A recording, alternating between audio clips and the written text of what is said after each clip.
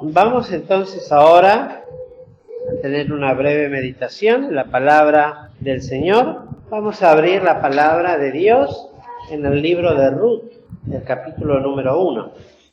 Es un texto que lo vengo pensando ya hace tiempo, en otro contexto del que envuelve la historia de Ruth, en la cual no nos vamos a meter, pues el propósito es hablar de otro aspecto que encierra este texto en sí mismo. Y vamos a leer desde el versículo del capítulo número 1, desde el versículo 14 al 17. Dice: mas ellas, alzando otra vez su voz, lloraron. Y Orfa besó a su suegra, mas Ruth se quedó con ella. Y Ruth respondió, el 15. Y Noemí dijo: he aquí tu cuñada se ha vuelto a su pueblo y a sus dioses. Vuélvete tú tras ella.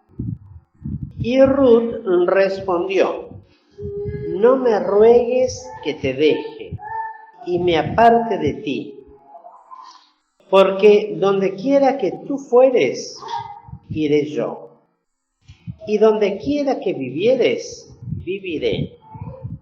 Tu pueblo será mi pueblo, y tu Dios, mi Dios.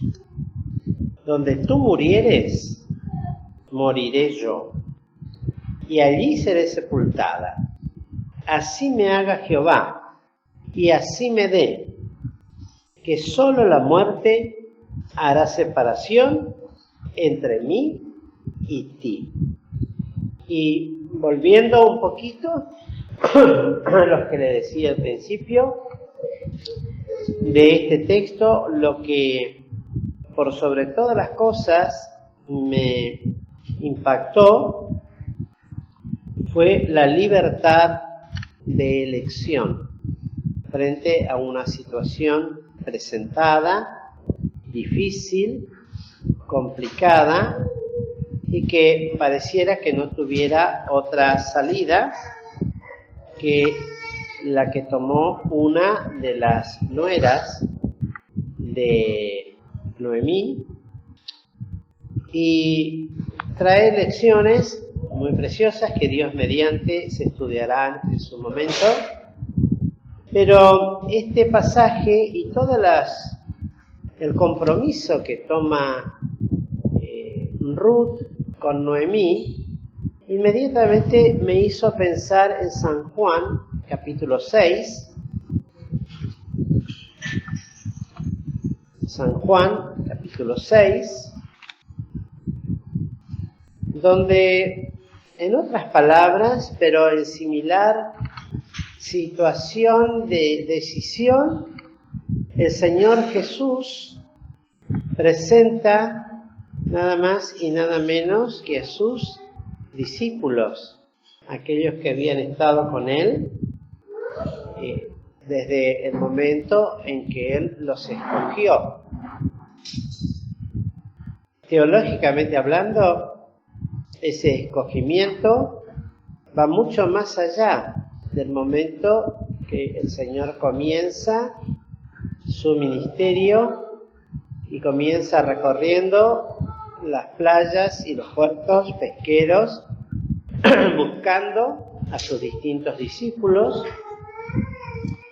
Y esto lo podemos ver en los versículos anteriores, en San Juan capítulo 6, cuando el Señor les decía en el versículo 63, el Espíritu es el que da vida, la carne nada aprovecha. Las palabras que yo os he hablado son espíritu y vida. Mas hay algunos de vosotros que no creen.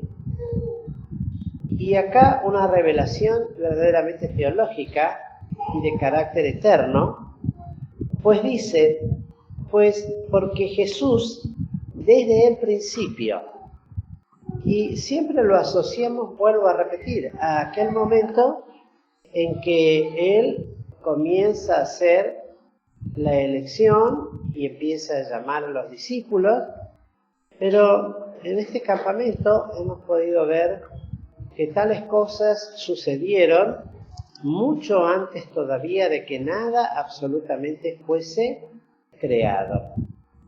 Y juntamente con la cruz de Cristo se establece la elección de los que habrían de ser conocidos, como enseñamos, elegidos para arrepentimiento y fe, y predestinados para ser hechos hijos de Dios.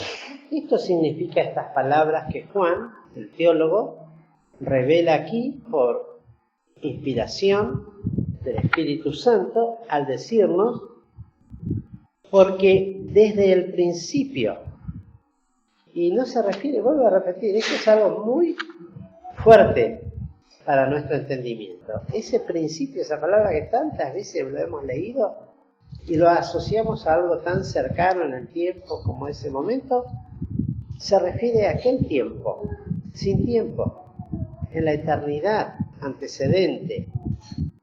Desde allí Cristo supo quiénes, y lo dice tan clarito acá, sabía quiénes eran los que no creían, que estaban alrededor de Él, que le seguían, que aunque decían ser discípulos, no creían en Él, y quién le había de entregar. Todo eso ya estuvo desde el principio.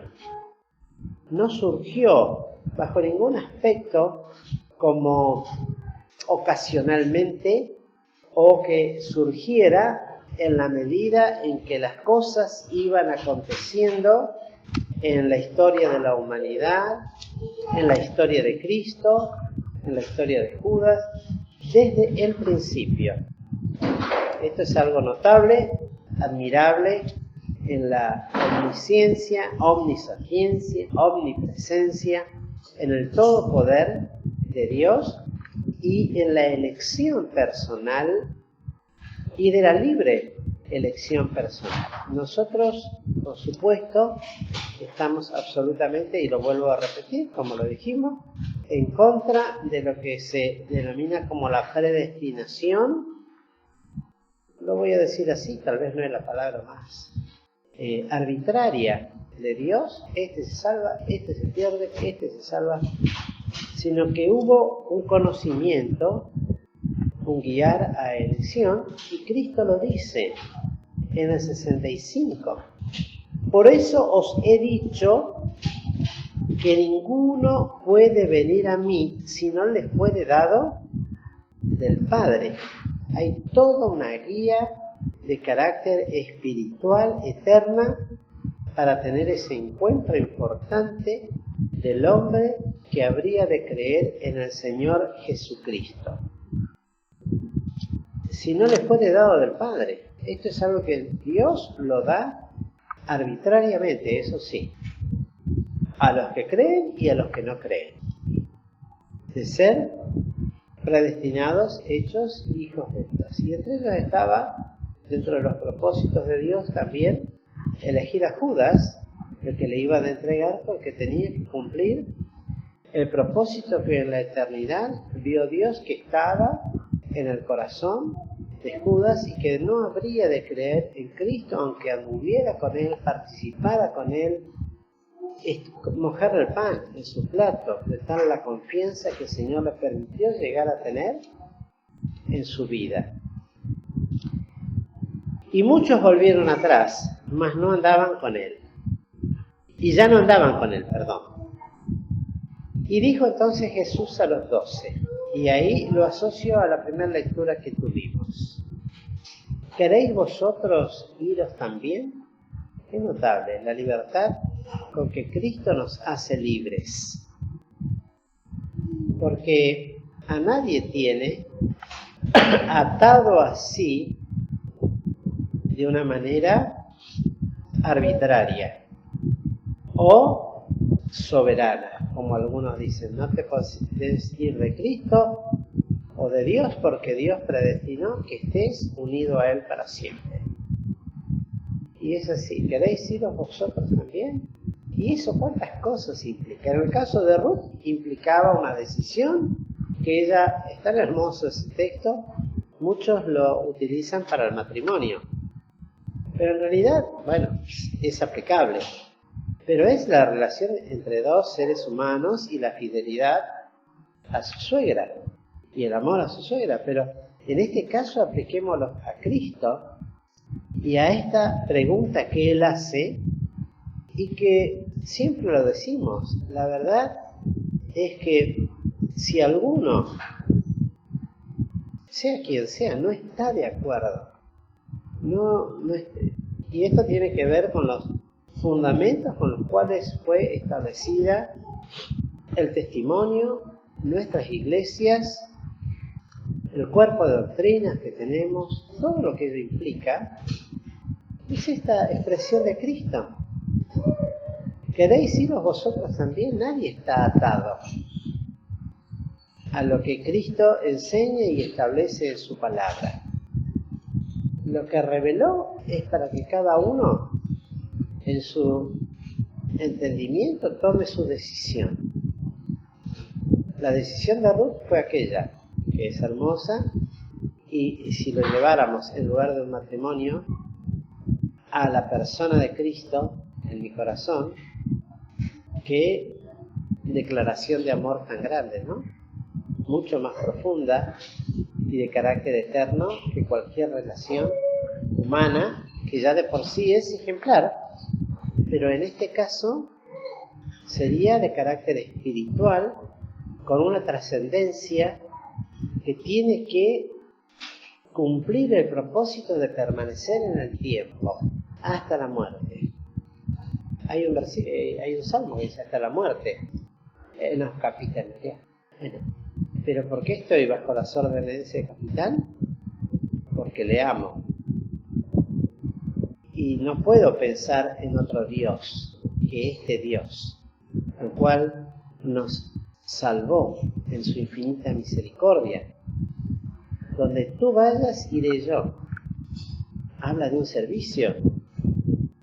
¿Dónde va Cristo con su propósito de alcanzar aquellas almas? A Pablo le fue mostrada una visión de un macedonio. Y después surgieron todas las iglesias de la zona de Macedonia y de Acaya.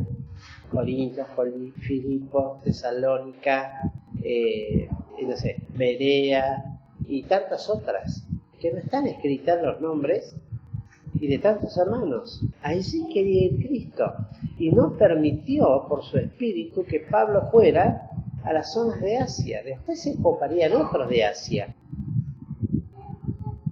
Pero Cristo nos deja la lección de que Él es el que elige el camino donde Él quiere ir. Él traza el camino. Y la palabra es clara. Él nos ha dejado, ¿cómo dice el versículo de Pedro? Nos ha dejado pisada o huellas, ejemplo, para que sigamos sus pisadas. Él va adelante en todo esto. Donde tú vayas, iré yo. No me ruegues que te deje. No me ruegues que te deje. Porque tú me has hecho libre con una libertad que no tiene precio. Habiendo sido hecho siervo de pecado y estar sujeto a una condenación eterna y a no dejar de hacer otra cosa que pecar, Cristo me libró con su muerte, me salvó para que ahora yo sea hecho siervo de Dios, pero por amor. Esto es lo importante, por un profundo amor, que el Espíritu Santo lo dice a través de los labios de Ruth, pero que tendría que ser también la expresión de cada uno de nuestros corazones. Donde tú vayas, iré yo. No me ruegues que te deje, ni que te desampare, ni que deje de seguirte. Enséñame a seguirte en todo caso, porque el camino donde va Cristo es un camino, va buscando almas, angosto, pero va buscando almas. Es Cristo el que va buscando las almas, por su Espíritu. No somos nosotros. Es Él el que toma la iniciativa y luego nosotros, juntamente con Él, en esa promesa y en ese compromiso que debo hacer, decirle, Señor, donde tú vayas, iré yo, muéstrame el camino por el cual debo andar. Necesitamos que Dios nos revele. Qué lindo todo esto, ¿no? Para pensar en esa vocación santa a la cual Dios nos ha llamado, a las obras que Él preparó, a las buenas obras que Él preparó para que anduviésemos en ellas. Y todo es una decisión en plena libertad. Tu pueblo serálo de buena voluntad en el día de tu poder, dice el salmista. Tu pueblo serálo de buena voluntad. Hermano, hermana, joven, de buena voluntad, sigue el camino de Cristo en todo, no solamente para buscar almas, para forjar tu vida. El principio rector debe ser Cristo y este crucificado. Si hay algo que no se ajusta a eso, mientras que yo me quiero ajustar, y bueno, tengo que hacer un justo juicio, como dice Pablo aún, Juan, probar los espíritus, ver si son de Cristo, esos sentires, si está dispuesto aquella persona, o aquello a lo cual voy a realizar, a que Cristo esté, porque no quiero dejarlo. Estoy dispuesto. Él no me va a dejar, no me va a desamparar. Él es fiel. Tendré que sufrir las consecuencias de mis malas elecciones. Pero la correcta elección es lo que hizo Ruth. Y es lo que acá hicieron los discípulos. Porque luego de decirle esto, ¿queréis vosotros iros también? ¿Se dan cuenta? Se dio vuelta y le dijo a los discípulos, a los que él había escogido, a los que le dijo, venid tras de mí y os haré pescadores de hombres. Y se habían visto parte de su ministerio y de sus pruebas y de sus obras y de sus señales. Y aún ya les hablaba de aquellas cosas que él tendría que padecer.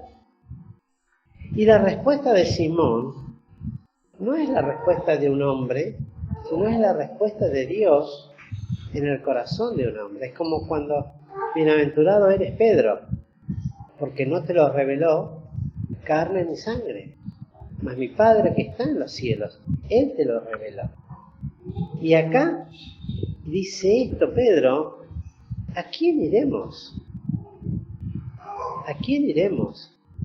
¿Qué Cristo, después de haber conocido este Cristo de las Escrituras, que se nos enseña, que se nos ha enseñado a los que somos más viejos, que tratamos de transmitir a los que son más jóvenes? Este es el Cristo al cual debo seguir. ¿A cuál seguirás tú? Como decíamos en el campamento, utilizando una palabra tan vulgar, al Cristo del carnaval, al Cristo que dice sonríe, Dios te ama, al Cristo que dice haz lo que quieras, después yo te bendigo, al Cristo que te promete, bueno, tantas cosas que no están en la palabra de Dios. ¿A quién iremos?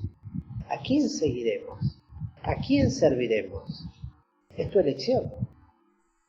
Y en esa elección no se va a imponer el Señor para que tomes una decisión equivocada. Entra dentro de la permisión de Dios. Muchas veces no son del agrado de Dios las decisiones que tomamos, pero Dios las permite, como lo permitió al pueblo de Israel, para que aprendan, para que conozcan. Y acá le dice, ¿a quién iremos, Señor? No me pidas que te deje. La expresión de Ruth cuando no me pidas que te deje, ¿a quién iré? Frente a esta pregunta, tendríamos que ponernos y hacer composición de lugar y pensar, Cristo está enfrente de mí y me dice, bueno, ¿querés irte? ¿Querés hacer tu vida? ¿Qué significa eso? La puerta está abierta, ninguna tiene candado. Tal vez alguno se levanta y se va. Es su decisión. Dios no le pone una reja ahí invisible que si pasa lo corta en pedazos. Tiene puerta abierta. Pero para el que se queda, tiene la bendición de que hasta que Cristo lo permita y hasta donde Él nos lleve, Él será nuestro Señor y Salvador. Y no nos dejará ni nos desamparará. ¿A quién iremos? Señor, tú tienes palabra de vida.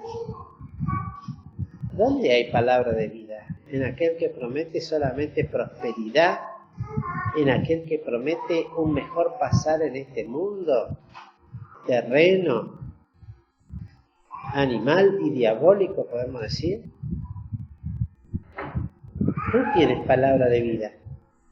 Una vida que me sostiene, una vida que me alimenta, una vida que permanece para siempre, una libertad preciosa para ya no ser hecho siervo de pecado, una libertad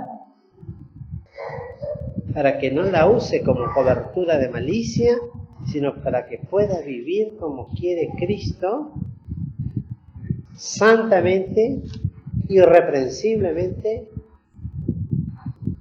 agradándole en todo y creciendo en la vida cristiana.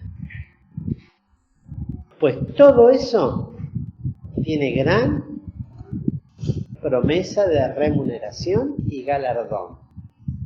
Qué notable. Nos da todo y sobre eso además, un día, cuando estemos frente a su presencia, en el tribunal galardonador, todas aquellas cosas que fueron hechas bajo este compromiso, aunque no seamos perfectos, aunque nos cueste, irán dando y llorando por los sufrimientos de una o de otra carga, como escuchábamos el otro día en el fogón. Pero prosigo, por ver si alcanzo, sabiendo que un día todo esto tendrá su remuneración, su galardón. ¡Cuánto gozo! Pues son cosas que permanecerán para toda eternidad. Joyas, coronas, para que, digamos, en palabra de hombre, pero que son cosas espirituales, ¿no? Adornos que no tenemos ni idea de la belleza, de la gloria que eso será.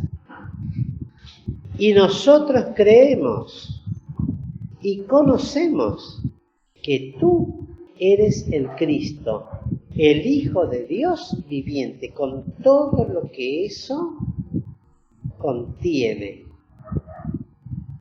Con todo lo que eso contiene. Que no sería ahora oportuno hablarlo porque no tenemos tiempo. Pero esto es lo que Cristo y Dios conoció desde la eternidad. Nosotros creemos y conocemos. No necesito pruebas, señales de que Él es el Cristo para mi vida. Pero Él obra maravillas, preciosas, benditas, que a veces nos da inclusive para gozarnos en momentos tal vez menos esperados. Mire, una de ellas, por ejemplo, les cuento, en el campamento, bueno, gracias a Dios, por lo menos 3 niños levantaron la mano, ¿verdad? Yo creo que aceptaron a Cristo porque uno después se quedó pobrecito. Quería haberlo ido a saludar, pero no fui finalmente. Después se mezcló entre la gente, después se me pasó. Pero lloraba uno de los hijos. Y el otro también. Y Lulú me miraba y levantaba la mano. Y entonces son 4. o 3. No, 2 varoncitos y Lulu. Y levantaba la mano. Y me hacía así. Hasta que al final la vi que levantó la mano alta, entonces se quedó. Eso no es todo. Finalizó el campamento. Yo estaba guardando las valijas para traer los bultos. Y se me acerca esta señorita, esta hermana en Cristo, que le digo hermano, porque ya van a ver por qué, que estuvo en el campamento, se acercó con los bultos de la abuela, y entonces le pregunto, ¿qué tal? ¿Qué te pareció el campamento? No, hermoso, era lo que esperaba. Sí, le digo, ¿te gustó? Sí, porque te vi, tenía una Biblia y anotaba cosas, ¿no?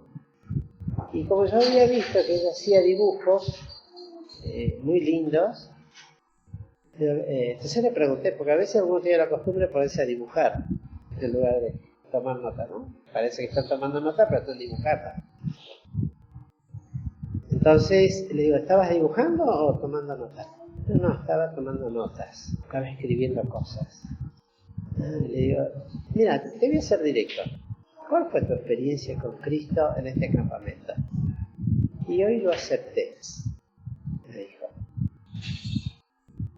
Ah, sí, le digo, pero ¿en qué momento? Le digo, ¿durante la reunión? Porque yo no pedí llamado a conversión. No, dice,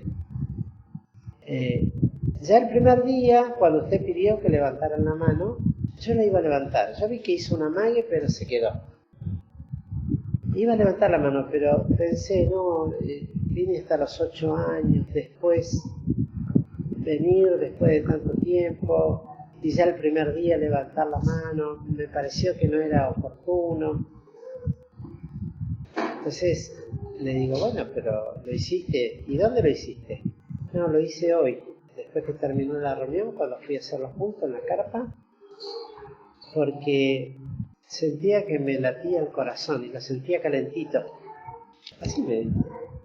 Sentía calentito el corazón y me latía. Entonces fui a la carpa e hice lo que usted dijo. Y hoy acepté a Cristo. Bueno, la felicité. Le dije, bueno, ahora tenés que proseguir, sí. El camino de la fe, congregate, escuchar la palabra. Sí, dice, lo voy a hacer. Bueno, Dios le dé la fortaleza después para poder cumplir esa promesa. Pero para mí fue un gozo tan grande, porque la verdad no me lo esperaba. Yo me digo, bueno, le sirvió el campamento para escuchar la palabra, después vendrá otra vez, y el